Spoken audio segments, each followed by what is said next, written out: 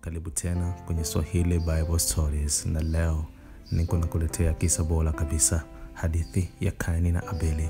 Inapatikana kwenye kitabu cha Mwanzo 4 kuanzia mstari wa 1 hadi mstari wa 16.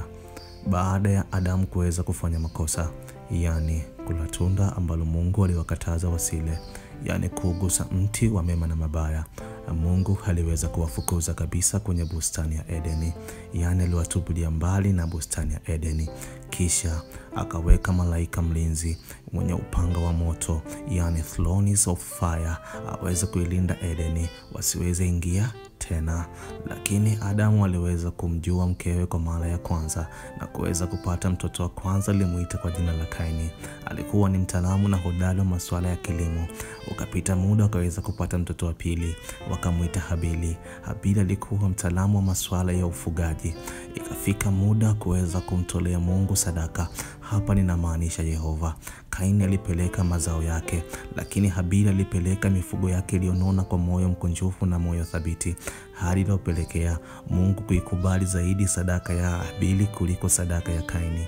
Hali hii iliweza kupelekea chuki, wivu na roho mbaya juu ya Kaini kwa ndugu yake Habili, hali ambayo ilisababisha Kaini aweze kuwa mtu mwovu zaidi. Kutokana Mungu alipokea sadaka ya Habili, lakini alikataa sadaka ambayo haikutolewa kwa moyo mmoja, ilikuwa sadaka ya Kaini.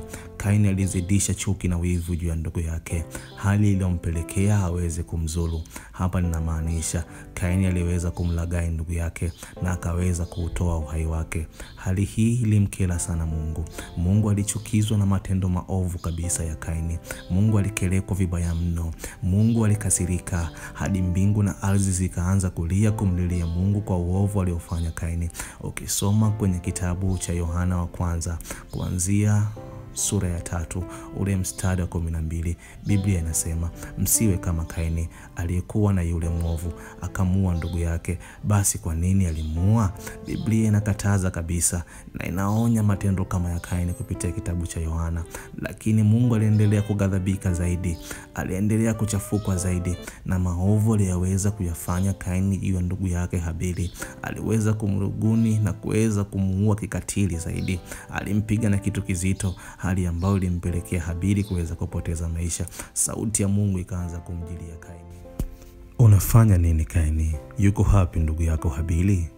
Lakini Kaini kwa kiburi, yeye hakamjibu Mungu, kwani mimi ni mlinzi wa ndugu yangu?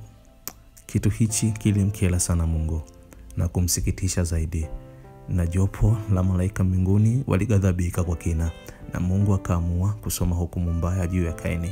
Ukisoma kitabu cha Mwanzo sura ya 4 mstari wa 9, Bwana akamwambia Kaini, yuko wapi ndugu yako Habili? Kaini kwa kiburi naye akajibu akasema, sijui, mimi ni mlinzi wa ndugu yangu.